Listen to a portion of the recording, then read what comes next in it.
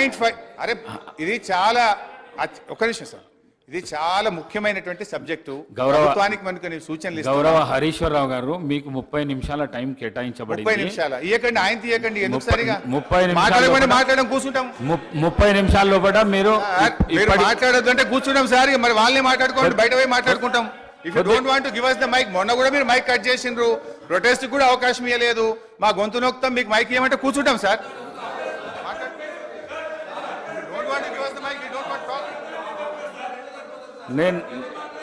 నా మాట కొద్దిగా వినండి. 30 నిమిషాల టైం కేటాయించబడింది, 45 నిమిషాలు అయింది. 45 నిమిషాల తర్వాత బెల్లు కొడితే కూడా మీరు ఈ విధంగా చేసుడు మంచిది కాదు. మాట్లాడండి హరీశ్వరరావు గారు, మాట్లాడండి సార్. మీరు ఇట్లా బెల్లు కొట్టడం ఇది కరెక్ట్ కాదు సార్. ఇంత మంచి ఇంపార్టెంట్ సబ్జెక్ట్ మీద 39 మంది సభ్యులు ఉన్నాం మేము ఇక్కడ. మీరు ఏది బట్టి అది వాళ్ళు మాట్లాడితే దానికి మేము సమాధానం చెప్పకపోతే ఎట్లా సార్?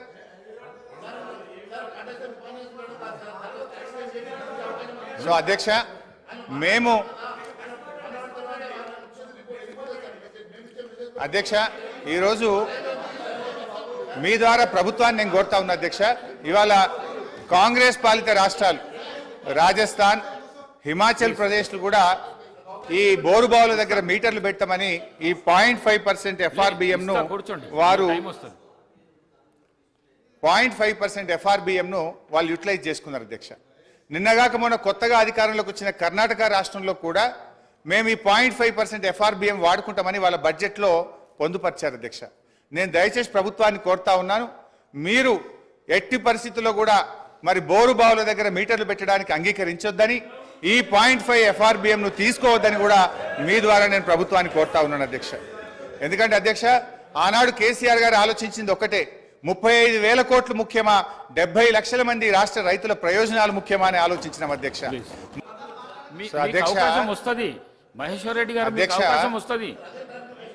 బోరు బావుల దగ్గర మీటర్లు పెట్టాలని చెప్పింది నిజమా కాదా? ఉత్తమ్ కుమార్ రెడ్డి గారిని అడుగుతున్నా. బోరు బావుల దగ్గర మీటర్లు పెట్టాలి నిజమా కాదా? అధ్యక్ష, ఒకవేళ రైతుల నుంచి బిల్లు వసూలు చేయాలని చెప్పి ఆ రిఫార్మ్స్ లో ఉన్నట్టుగా హరీష్ రావు గారు శాసనసభలో ఇప్పుడే చెప్పారు. ఆ రిఫార్మ్స్ లో రైతుల నుంచి బిల్లు వసూలు చేయమని చెప్పి ఎక్కడా లేదు అని ఆ పార్లమెంట్ కమిటీ సభ్యునిగా మీకు చెప్తున్నా. అధ్యక్ష నేను స్పష్టంగా ఉత్తమ్ కుమార్ రెడ్డి గారిని అడుగుతున్నా, బోరు బావుల దగ్గర మీటర్లు పెట్టాలి, ఎంత కరెంటు కాల్చినరో లెక్క తేల్చాలని ఆ రిపోర్ట్ లో ఉందా లేదా అది చెప్పండి. అధ్యక్ష, నేను చాలా స్పష్టంగా చెప్తున్నా,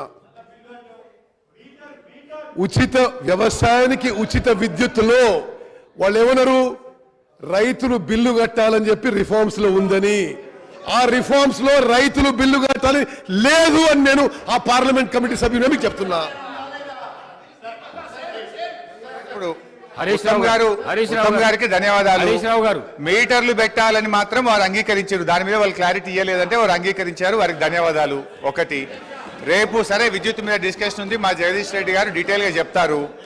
అధ్యక్ష ఎందుకంటే అధ్యక్ష, ఈ కేంద్రంలో ఉన్న బీజేపీ వైఖరి ఎట్లా ఉందంటే, గతంలో గ్యాస్ సిలిండర్ల విషయంలో ఏం చేసింది అధ్యక్ష, డబ్బులు మీరు కట్టి ఫుల్ సిలిండర్ తీసుకోండి, సబ్సిడీ మీ అకౌంట్లో వేస్తామని అలాగ దించిండ్రు. దించినాక ఏం చేసిండ్రు అధ్యక్ష, సబ్సిడీ సిలిండర్ ధర 1000 రూపాయలు అయింది, సబ్సిడీ మాత్రం ఎత్తేసిండ్రు అధ్యక్ష. ఇది కూడా అట్లనే ఉంటుంది అధ్యక్ష. రేపు మీటర్లు పెడతారు, ఎల్లుండి బిల్లులు పంపించి కడితేనే చేస్తామని చెప్పి మెలిక పెట్టేటువంటి ప్రభుత్వం ఉన్నది అధ్యక్ష. ఈరోజు జాతీయ అంతర్జాతీయంగా చూస్తే జిఎస్డిపి వర్సెస్ డెట్ రేషియోలోనే అప్పులు చూస్తారు అధ్యక్ష. ఇందాకనే నేను చెప్పినట్టు ఆర్బీఐ స్టేట్ ఫైనాన్షియల్ బడ్జెట్ ప్రకారంగా అప్పులు తక్కువగా తీసుకున్న రాష్ట్రాల్లో తెలంగాణ దేశంలో 22 రాష్ట్రాలు తెలంగాణ కంటే ఎక్కువగా ఉన్నాయి. ఒకసారి జిఎస్డిపి టు డెట్ రేషియో ప్రకారం కొన్ని రాష్ట్రాల రుణాలు చూస్తే పంజాబ్ 48.7%, రాజస్థాన్ 40.6%, కేరళ 38.9%, ఉత్తరప్రదేశ్ 36.4%, తమిళనాడు 31.5%, మధ్యప్రదేశ్ 29.8%, ఛత్తీస్గఢ్ 28.6%. కానీ తెలంగాణ తీసుకున్న రుణం కేవలం 28.2%. ఇది ఆర్బీఐ తేల్చినటువంటి లెక్క అధ్యక్ష. ఈ పట్టిక కావాలంటే గౌరవ సభ్యులందరికీ కూడా నేను పంపిస్తాను అధ్యక్ష.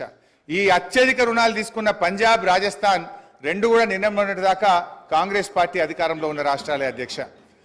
అదేవిధంగా అధ్యక్ష, దేశంలో ఎప్పటి నుంచో ఉండి స్థిరపడ్డ రాష్ట్రాలు, ఆర్థికంగా బలపడ్డ రాష్ట్రాలు తెలంగాణ కంటే ఎక్కువ అప్పులు తీసుకున్నాయి. వివక్షతో, విద్రోహంతో విధ్వంసమైన తెలంగాణ పునర్నిర్మాణం కోసం, ప్రజల ఆకాంక్షల్ని వేగవంతంగా తీర్చడం కోసం తెలంగాణ అప్పు వాటికన్నా చాలా తక్కువగా ఉన్నది అధ్యక్ష. తెలంగాణ రాష్ట్రానికి ఎక్కువ శాతం రుణాలు దీర్ఘకాలిక రుణాలు. ఈ రుణాలు 58% 10 ఏళ్ల తర్వాత చెల్లించాల్సినవి. రీపేమెంట్ ఒత్తిడి కూడా తక్కువగా ఉన్న రాష్ట్రం మనది. ఇది ఆర్బీఐ చెప్పిన లెక్క. ఆర్థిక పరిపుష్టి ఉన్న రాష్ట్రం కావడం వల్లనే రీపేమెంట్ కెపాసిటీని దృష్టిలో ఉంచుకొని అప్పు ఇచ్చిన సంస్థలు కూడా తక్కువ వడ్డీకే రుణాలు చెల్లించేందుకు ముందుకు వచ్చాయి. వడ్డీ చెల్లింపుల విషయంలో తెలంగాణపై ఉన్న ఒత్తిడి కూడా తక్కువనే అధ్యక్ష. అవి చూస్తే ఒకసారి పంజాబ్ 24.4%, హర్యానా 23.5%, బెంగాల్ 20.6%, తమిళనాడు 20%, గుజరాత్ 15.1%, తెలంగాణ కేవలం 15% మాత్రమే అధ్యక్ష. అదేవిధంగా అధ్యక్ష, ఇవాళ వాళ్ళు నేను ఇందాక చెప్పే ప్రయత్నం చేసిన అప్పుల పరిమాణాన్ని ఎక్కువగా చూపించేందుకు కార్పొరేషన్ లోన్లను కలిపి ఇదంతా ఎక్కువగా తీసుకున్నారని చూపేటువంటి ప్రయత్నం చేస్తున్నారు. ఉదాహరణకు సివిల్ సప్లైస్ కార్పొరేషన్ ఉంటుంది అధ్యక్ష. సివిల్ సప్లైస్ కార్పొరేషన్ ద్వారా మనం అప్పు ఎందుకు తీసుకుంటాం అధ్యక్ష? It is a temporary arrangement. రైతులకు మనము 2 రోజుల్లోగా డబ్బు చెల్లించాలని, తీసుకున్న వడ్లకు వెంటనే డబ్బులు ఇవ్వాలని మనము లోన్ తీసుకొని రైతులకు పేమెంట్ చేస్తాం అధ్యక్ష. మనకు ఎఫ్సిఐ నుంచి డబ్బులు వచ్చిన తర్వాత ఆ డబ్బు తిరిగి బ్యాంకులకు మనం కట్టడం జరుగుతుంది అధ్యక్ష. అదేవిధంగా కేంద్ర ప్రభుత్వం నుంచి కూడా డబ్బులు రావడానికి కొంత టైం పడుతుంటుంది. అది మనం ఆ టైం పీరియడ్లో మనము అప్పు తీసుకొని అటు రైతులకు ఇబ్బంది కాకుండా మనం ముందుకు పోతూ ఉంటాం. కానీ ఏంటంటే వీళ్ళు ఇదంతా కూడా ఇదేదో రాష్ట్ర ప్రభుత్వ అప్పుల కుప్పైందని చెప్పి చూపించేటువంటి ప్రయత్నం. అట్లే విద్యుత్ కార్పొరేషన్ల విషయంలో కూడా రేపు మంత్రి గారు డీటెయిల్గా చెప్తారు, నేను వాళ్ళకి పోను కానీ అధ్యక్ష.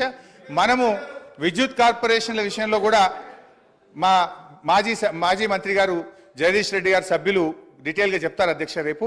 అయితే అధ్యక్ష, విద్యుత్ సంస్థలు కూడా వాళ్ళు ఎంతసేపు అప్పుల గురించి చెప్తున్నారు తప్ప ఆస్తుల కల్పన గురించి చెప్తలేదు. అది నేను నెక్స్ట్ లాస్ట్లో in my conclusion I will tell sir. అయితే ఇలా విద్యుత్ సంస్థల విషయంలో కూడా విద్యుత్ సంస్థలు కొత్త విద్యుత్ ఉత్పత్తి కేంద్రాల నిర్మాణం కోసం, డిస్ట్రిబ్యూషన్ కంపెనీలను డిస్ట్రిబ్యూషన్ నెట్వర్క్ మెరుగు చేయడం కోసం అప్పులు తీసుకుంటారు. ఎప్పుడైతే విద్యుత్ ఉత్పత్తి ప్రారంభం అవుతుందో దాన్ని ఏం చేస్తారు అధ్యక్ష? ఆ ఉత్పత్తి ప్రారంభమైనప్పుడు వచ్చిన ఆదాయం నుంచి వాళ్ళు అప్పులు చెల్లించుతూ ఉంటారు అధ్యక్ష. ఇలా అప్పుల విషయంలో కేంద్ర ప్రభుత్వం కూడా చూడాలి కదా అధ్యక్ష, ఇతర దేశాలది కూడా చూడాలి. ఇదేదో ఎక్కడ ఈ దేశంలో జరగంది ఇక్కడ జరిగింది. ఇలా మనకంటే ఇతర రాష్ట్రాలు ఎక్కువ తీసుకున్నాయి. మన కేంద్ర ప్రభుత్వం కూడా మీరు చూస్తే అధ్యక్ష, 2014-15లో భారతదేశపు అప్పు 62,42,521 కోట్లు.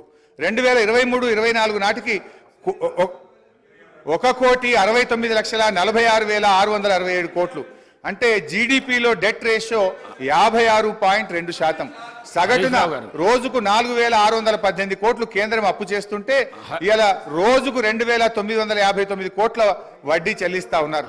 ఐఎఫ్ఎం నివేదిక ప్రకారం జీడిపిలో జపాన్ అప్పు 221%, గ్రీస్ 212, సింగపూర్ 163, అమెరికా 115, యూకే 113%. అంటే ఇవన్నీ అప్పులైన దేశాలు అవుతాయి అధ్యక్ష. హరీష్ రావు గారు దయచేసి ప్లీజ్ తొందరగా ముగించండి. హాఫ్ అన్ అవర్ మంత్రి గారికి హాఫ్ అన్ అవర్ సార్.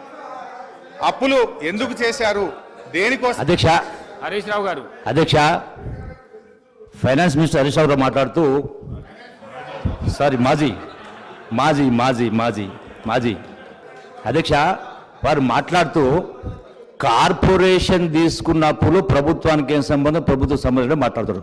నేను ఒకటి సూటిగా ప్రశ్నిస్తా ఉన్నాను హరీష్ రావు గారిని. ఏదైతే ఇరిగేషన్ కార్పొరేషన్ ద్వారా ప్రాజెక్టుల గురించి అయితే లోన్ తీసుకున్నారో, అట్లాగే మిషన్ భగీరథ ద్వారా అయితే కార్పొరేట్ లోన్ తీసుకున్నారో, మీరు అంటే నీళ్లు తాగే ప్రజల నుంచి డబ్బులు వసూలు చేసి కార్పొరేషన్ దగ్గర కడతారా, ప్రభుత్వ డబ్బుల దగ్గర కడతారా? రైతాంగానికి అయితే మీరు ఇరిగేషన్ పార్టీలో నీళ్ళు ఇస్తా ఉన్నారో, రైతుల దగ్గర పన్నులు వసూలు చేసి కడదాం అనుకున్నారా? అంటే directly or indirectly is it not the responsibility of the government? Harish Rao garu తొందరగా ముగించండి, ఇతర పార్టీలకు కూడా సమయం ఇవ్వాలి. స్పీకర్ సార్ దయచేసి ఒక 30 నిమిషాలు కల్పించండి, మీ దయ ఉండాలి సార్. 10 నిమిషాల లోపల ముగించండి దయచేసి ప్లీజ్. ఇది రాష్ట్ర ప్రయోజనాల కోసం సార్, నా కోసం కాదు సార్. అధ్యక్ష, గౌరవనీయులు మంత్రి గారు జూపల్లి గారు ఒక విషయం అడిగారు అధ్యక్ష.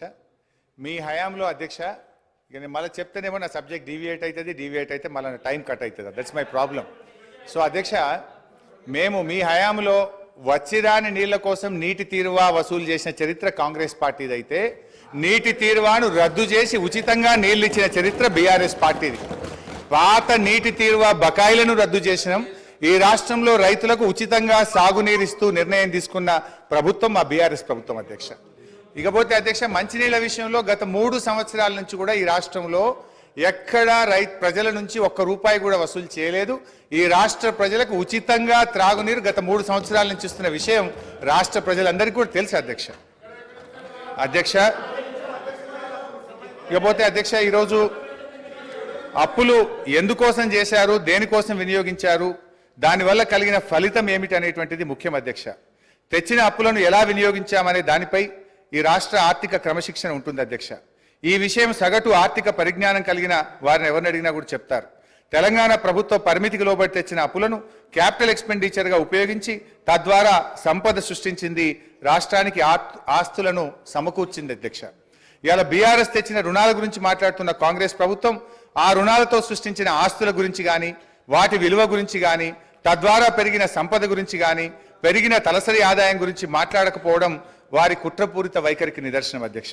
ఈ వైఖరిని ప్రజలు కూడా గమనిస్తున్నారు అధ్యక్ష. గుమ్మి నిండా వడ్లుండాలి, గూటమూల పిల్లలు ఉండాలంటే ఎట్లా అధ్యక్ష? ఇదేం థింకింగ్ అధ్యక్ష? తెచ్చిన ప్రతి పైసా భవిష్యత్ ప్రయోజనాల కోసం పెట్టుబడి పెట్టినాం. గర్వంగా చెప్తున్నాం అధ్యక్ష, అత్యధిక క్యాపిటల్ ఎక్స్పెండిచర్ను ఖర్చు చేసి సామాజిక ఆస్తులను ఇవాళ ఈ రాష్ట్రం కోసం బీఆర్ఎస్ పార్టీ ప్రభుత్వం సమకూర్చింది అధ్యక్ష. తెలంగాణ రాష్ట్రం ఆవిర్భవించిన పరిస్థితి ఎట్లా ఉందంటే, ఒక విధ్వంసమైన రాష్ట్రాన్ని, కరెంటు చక్కగలేని రాష్ట్రాన్ని, తాగునీళ్లు చక్కగలేని రాష్ట్రాన్ని, సర్కారు తుమ్మలు మొలిచిన చెరువులు, తెగిన కట్టలు, శిథిలమైన తూములు, అలుగులు, ప్రాజెక్టులు లేక, సాగునీరు లేక, బోరుబావులే దిక్కైన రాష్ట్రాన్ని, భూగర్భ జలాలు అడిగంటి 600 ఫీట్లు బోరు వేసిన చుక్క నీళ్లు పడని రాష్ట్రాన్ని, ఉపాధి లేక జనం వలసబాటిన పట్టిన రాష్ట్రాన్ని ఒక దరికి చేర్చాలంటే, ప్రజల కన్నీళ్లు తుడవాలంటే దానికి ఎంత నిబద్ధత ఉండాలి, ప్రజల మీద ఎంత మమకారం ఉండాలి, ఎంత తపన ఉండాలి, ఎంత తపస్సు చేయాలి, ప్రజల శ్రేయస్సు కోసం, అభివృద్ధి యజ్ఞం కోసం నిధులు సమీకరిస్తే ఇది తప్పైతుందా అధ్యక్ష? క్యాపిటల్ ఎక్స్పెండిచర్తో ఇవాళ సంపద సృష్టించిన అధ్యక్ష. తెచ్చిన పైసలతో సాగునీటి ప్రాజెక్టులు కట్టినాం. పడావు పడ్డ బీడు భూముల్లో నదీ జలాలు మలిపినాం. నీరు పల్లె మెరుగు అని అవహేళన చేసిన ఆనాటి కాంగ్రెస్ నాయకులు నోళ్లు మూతపడేలా నీళ్లను ఎత్తిపోసినాం. విధ్వంసమైన చెరువులను పునరుద్ధరించినాం. చెరువులకు ప్రాజెక్టులను అనుసంధానం చేసినాం. నీటి నిల్వ సామర్థ్యం పెంచినాం. భూగర్భ జలాలు పెంచినాం. భూమికి బరువయ్యేంత పంట పండేలా చేసినాం. రైతుల గుండెల్లో ఎనలేని భరోసా నింపినాం. తాగునీటి కోసం బిందె మీద బిందె పెట్టుకొని మైళ్ళ దూరం నడుస్తున్న ఆడబిడ్డల ఆవేదన తీర్చినాం. నడింట్ల నల్లాలు పెట్టి శుద్ధి చేసిన నదీ జలాలను తాగునీరుగా అందించినాం. తెలంగాణ విద్యుత్ ఉత్పత్తి పెంచినాం. పంపిణీ వ్యవస్థల్ని బలోపేతం చేసినాం. నాణ్యమైన విద్యుత్తును ఉచితంగా వ్యవసాయానికి అందించినాం. కొన్ని రంగాలకు నిరంతరాయం, అన్ని రంగాలకు కూడా నిరంతరాయ విద్యుత్ సరఫరా చేసినాం. క్రాప్ హాలిడేలు, పవర్ హాలిడేలు లేకుండా చేసినాం. రహదారులు, బ్రిడ్జిలు, భవనాలు, జిల్లా కలెక్టరేట్లు, మెడికల్ కాలేజీలు, పాఠశాలల మీద క్యాపిటల్ ఎక్స్పెండిచర్ చేసినాం. తెలంగాణ ఉజ్వల భవిష్యత్తుకు బాటలు నిర్మించినాం. అధ్యక్ష, ఇవాళ ఏం విజయాలు సాధించినామో అని వాళ్ళు మాట్లాడుతున్నారు అధ్యక్ష. ఇవాళ పంటల విస్తీర్ణం 2014-15లో 1,31,00,000 ఎకరాలు కాగా 2022-23 నాటికి 2,08,67,000 ఎకరాలకు చేరింది అధ్యక్ష. అంటే 59% పెరిగింది అధ్యక్ష. పంట దిగుబడి అన్ని రకాల పంటలు కలిపి ఆ రోజు 1,00,000 మెట్రిక్ టన్నులు